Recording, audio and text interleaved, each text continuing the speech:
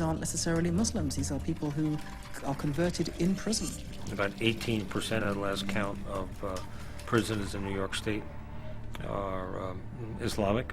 The narrative of radical Islam would appeal to anybody locked up anywhere who feels that he has been unjustly treated by society.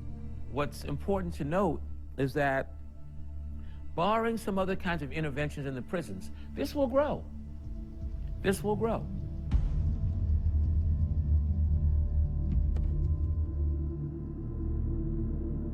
Isn't it time for the unbelievers to discard these incoherent, illogical beliefs, theories, and conjecture? Isn't it time for every Christian, Jew, pagan, and atheist to cast off the cloak of spiritual darkness which enshrouds them and emerge into the light of Islam?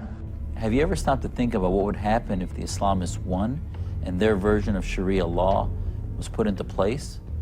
All you need to do is look at countries like Saudi Arabia, Iran, Sudan, and Somalia, and places like the Gaza Strip, and you'll see that those places are human rights disasters.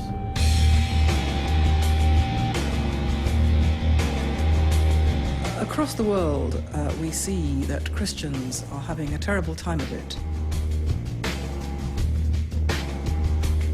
Christians in Iraq are deliberately targeted. The past 6 months alone, 7 priests have been kidnapped and 2 of them murdered. All kinds of countries, we see Christians being persecuted, being oppressed, their churches being burned down, Christians being murdered, sometimes in very large number.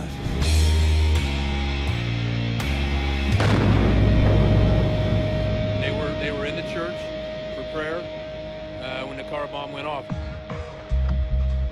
Where there are Christian minorities and where there are Jewish minorities in any one of the countries where there is an Islamic majority, they are persecuted, they are overtaxed, they have to hide their religion. Chand Islamic मुल्कों में, मिसाल के तौर पर Saudi Arabia, etc. में propagation of any other religion is prohibited. Even construction of any place of worship is also prohibited. In the homeland of Islam, Saudi Arabia, the Vatican of Islam, you're not allowed to build a church and you're not allowed to carry a Bible. It's both an offense. और अल्लाह ताला फरमाते हैं सूरह इमरान सूरह number 3 आयत number 85 में क्या इस्लाम के अलावा कोई भी दिगर मज़हब अल्लाह सुब्हानहू व तआला कबूल नहीं करेंगे। तो दीन के मामले में हम जानते हैं इस्लाम ही सिर्फ सही दीन है, इसीलिए हम दूसरे दीन का प्रोपगेशन अलाउ नहीं करते। Look at the Taliban when they got into Afghanistan.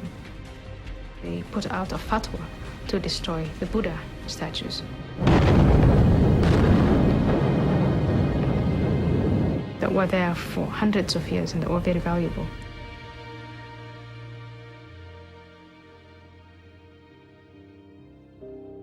The Islamo-fascists who are attacking the world want to impose their beliefs on the world.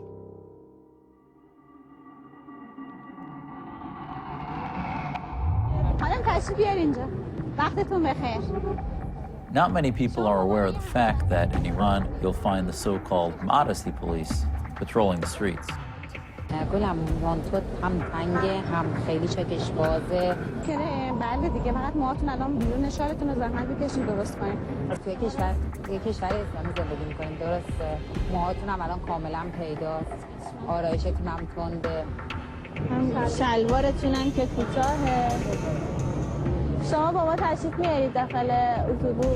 If women are caught wearing the wrong clothing, they could be fined or even arrested.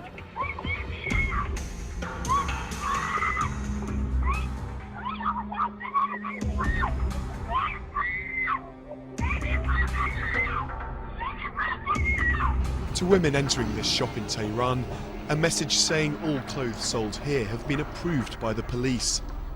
The length and size of coats, nothing too short, nothing too tight, and mostly in black. Women who shop here know there's no risk of getting a warning or being arrested for indecency. من هؤلاء الذين يقررون لي ماذا يجب أن أكون عليه؟ لماذا تعاملوني كسيدة كأنني ناقصة الهوية وهنالك دائما صوت ذكوريا يقرر لي ما يجب أن أكون عليه؟ As a woman, if you, and all individuals are different, but if you are an individual woman with a strong character and you rebel against this kind of life, you run more than anyone else the risk of being beaten,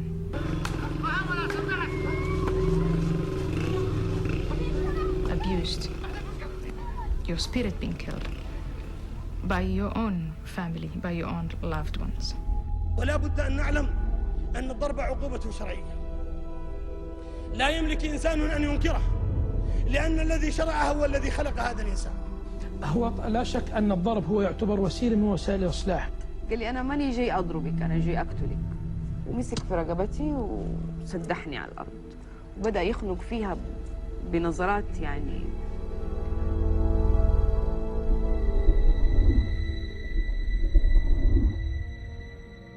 The peak, the pinnacle, the crest, the highest point, the pivot, the summit of Islam is jihad.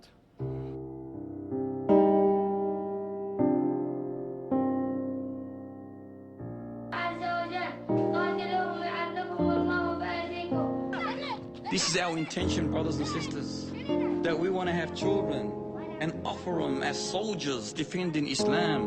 Put in their soft, tender heart the zeal of jihad and the love of shahada, the love of martyrdom. نن الحمدلله مسلمانان د صغت اسباب پیدا کړل چې پیدایي عملیات ځوانانو ځانونه تیار کړل. We have to realize that we're facing a massive clash of values. This 6-year-old sent by the Taliban to suicide bomb a police station. Yes, we want to give children a military education. We want to train them against cruel invaders and infidels. So if we need them, they will join this struggle.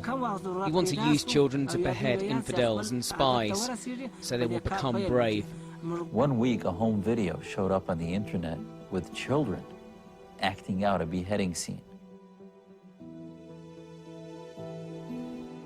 Later, a video clip from Pakistan showed a 12-year-old doing it for real,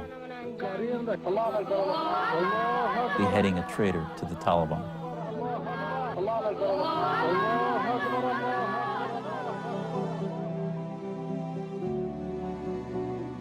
And more we're seeing mothers whose highest aspiration is to send their children on jihad missions to die as martyrs.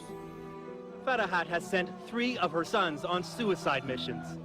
That's why her supporters call her Nadal, the mother of the struggle. نضال تلك السيدة التي قدمت أبنائها طوعا لمقاومة المحتل. أعددت هؤلاء الأبناء جميعا للجهاد في سبيل الله، سواء بعمليات سواء بأي شيء ممكن إنهم يجاهدوا. حضرتك عندك 10 من الأبناء؟ الحمد لله.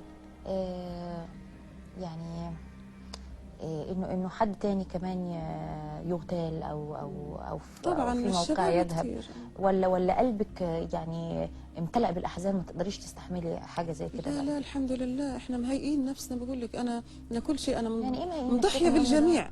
إذا كان يعني الواجب يعني بستدعي إني أقدمهم كلهم والله لن أبخل حتى لو كانوا 100 ولد. When you have Muslims who are willing to kill their own children for political advantages, wrap bomb on them and send them out. If you can kill your own children, what prevents you of killing my children? Or prevents you killing millions of children of other people? The Muslim rebels in Chechnya that attacked, captured a school full of children.